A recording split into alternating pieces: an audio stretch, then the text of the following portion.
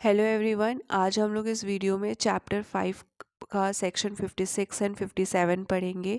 Section 56 बात करता है content of document may be proof either by primary और बाय सेकेंडरी एविडेंस।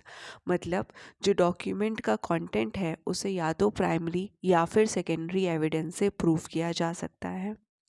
ये बात ध्यान रखने वाली है कि प्राइमरी एविडेंस एडमिसिबल है और सेकेंडरी एविडेंस कुछ सिचुएशंस में एडमिसिबल है। इसके आगे हम लोग देखेंगे क्या ऐसी सिचुएशन है जिसके अंदर आप सेकेंडरी एविडेंस दे सकते हैं। यूजुअली सेकेंडरी एविडेंस अलाउड नहीं होता है क्योंकि कोर्ट में हमेशा बेस्ट एविडेंस देना होता है।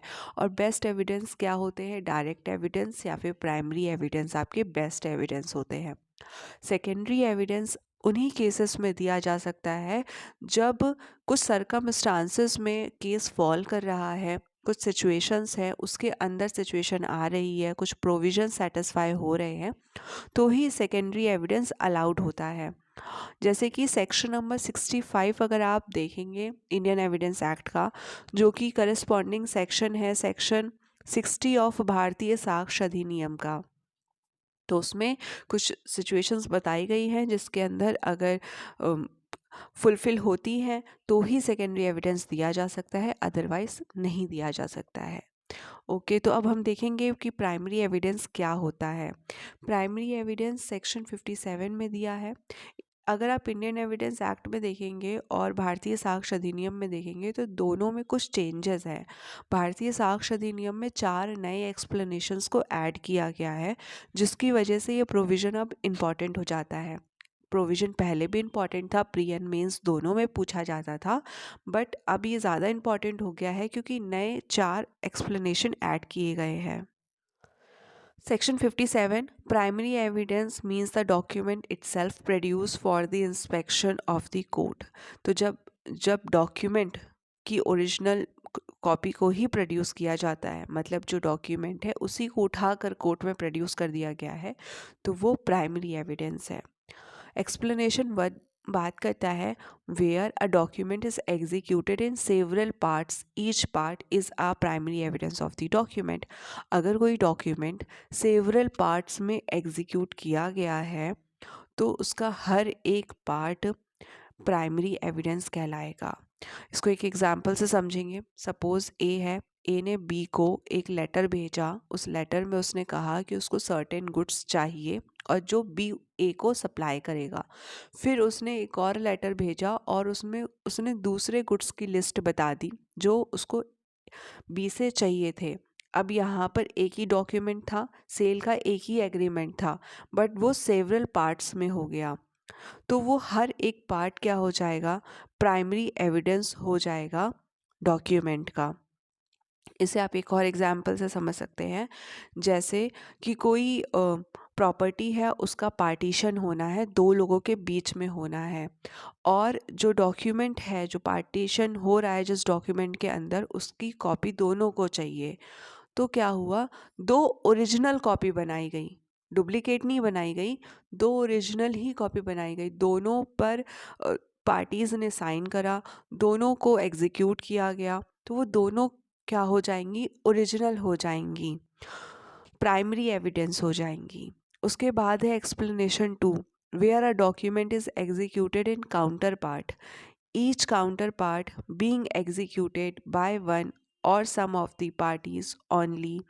Each counterpart is a primary evidence as against the party executing it. Simple है कि एक डॉक्यूमेंट है, उसको जो पार्टी एग्जीक्यूट कर रही है वो उस पार्टी के अगेंस्ट प्राइमरी एविडेंस है। मतलब एक डॉक्यूमेंट है और जो पार्टी उस पर साइन कर रही है, एग्जीक्यूट का मतलब है साइन करना, तो जो पार्टी उस पर साइन कर रही है, जिस पार्टी का उस पर सिग्नेचर है, उस पार्टी के ही अगेंस्ट वो जो सिग्नेचर वाला डॉक्यूमेंट है वो प्राइमरी एविडेंस है। इसको एक एग्जाम्पल से समझते हैं, बहुत ही इजी एग्जाम्पल है, पट्टा एंड कबूलियत वाला। देखिए क्या होता है कि लैंडलॉर्ड पट्टे पर अपनी लैंड को देता है और जो टेनेंट होता है वो उसको कबूलियत के अंदर, मतलब डॉक्यूमेंट के अंदर साइन करता है और उसको एक्सेप्ट करता है लीज को। तो जो लैंडलॉर्ड है उसने क्या साइन करा? पट्टे का डॉक्यूमेंट साइन करा। अब वो पट्टा लैंडलॉर्ड के अगेंस्ट प्राइमरी एविडेंस हो जाएगा। सिमिलरली जो टेनेंट है उसने जो कबूलियत का डॉक्यूमेंट साइन करा कि हाँ वो कबूल कर रहा है, लीज़ ले रहा है वो इतने दिन की, जितने भी दिन की लीज़ दी जा रही है, तो वो जो कबूलियत का डॉक्यूमेंट है जो टेनेंट ने साइन करा वो टेनेंट के अगेंस्ट प्राइमरी एविडेंस हो जाएगा।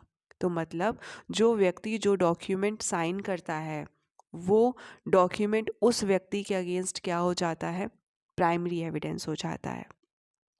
फिर है एक्सप्लेनेशन 3 जो बात करता है where a number of document are all made by one uniform process as in the case of printing, lithography or photography, each is the primary evidence of the content of rest.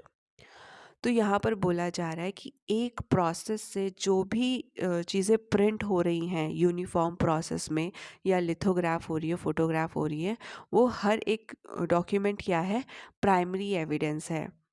मतलब कि अगर एक कोई content है उसको एक साथ uniform process में एक जैसा प्रिंट किया जा रहा है, एक से दूसरे को फोटोकॉपी नहीं किया जा रहा है, एक साथ प्रिंट किया जा रहा है, तो वो सब क्या बन रही हैं, वो सब ओरिजिनल बन रही हैं, वो सब प्राइमरी एविडेंस बन रही हैं। But where they are all copies of common original, they are not primary evidence of the content of original. But अगर वो कॉपी हैं ओरिजिनल की, अगर वो कॉपी हैं तो वो प्राइमरी एविडेंस नहीं होंगी, फिर वो सेकेंडरी एविडेंस हो जाएंगी। तो मतलब अगर कोई भी कंटेंट है उसको एक साथ प्रिंट किया जा रहा है तो वो प्राइमरी एविडेंस है, या फिर एक साथ फोटोग्राफ लिया जा रहा है तो वो भी प्राइमरी एविडेंस है। बट अगर उसी फोटोग्राफ की दूसरी कॉपी बनाई जा रही है तो वो प्राइमरी एविडेंस नहीं है, फिर वो सेकेंडरी हो जाएगा। तो एक यूनिफॉर्म प्रोसेस से जो लगातार प्रिंट हो रहा है, बन रहा है, वो प्राइमरी एविडेंस। बट अगर एक कॉपी से एक ओरिजिनल से भी अगर दूसरी कॉपी बनाई जा रही है तो वो प्राइमरी एविडेंस नहीं होगा। उसके बाद है एक्सप्लेनेशन 4।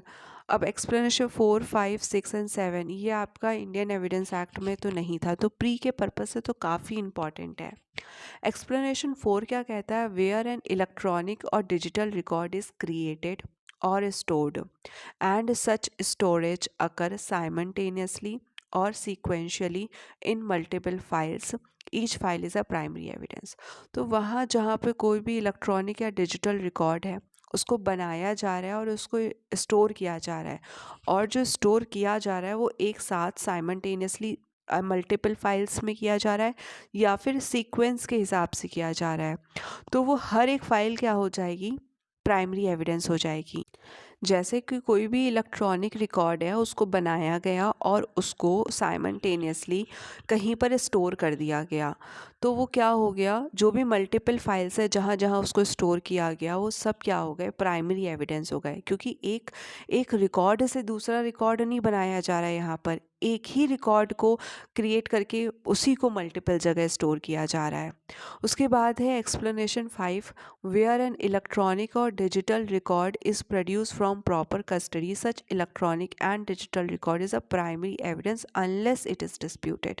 तो कोई भी अगर इलेक्ट्रॉनिक रिकॉर्ड या डिजिटल रिकॉर्ड है उसे प्रॉपर कस्टडी से प्रोड्यूस किया जाता है तो उसको प्राइमरी एविडेंस माना जाएगा, अनलेस उस पर डिस्प्यूट ना किया जाए, उसको चैलेंज ना किया जाए।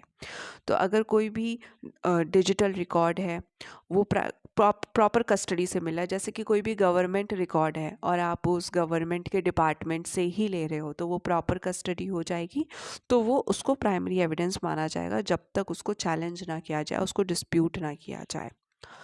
फिर एक्सप्लेनेशन 6 है जो बात करता है where a video recording is simultaneously recorded in electronic form and transmitted or broadcasted or transferred to another, each of the stored recording is primary evidence। यहाँ पे बोला जा रहा है जहाँ पर वीडियो रिकॉर्डिंग हो रही है और साइमल्टेनियसली उसे स्टोर किया जा रहा है कहीं और पर, या फिर ब्रॉडकास्ट किया जा रहा है, ट्रांसफ़र किया जा रहा है, साथ ही में तो वो क्या हो जाएगा, जो स्टोरेज हो रहा है वो प्राइमरी एविडेंस कहलाएगा।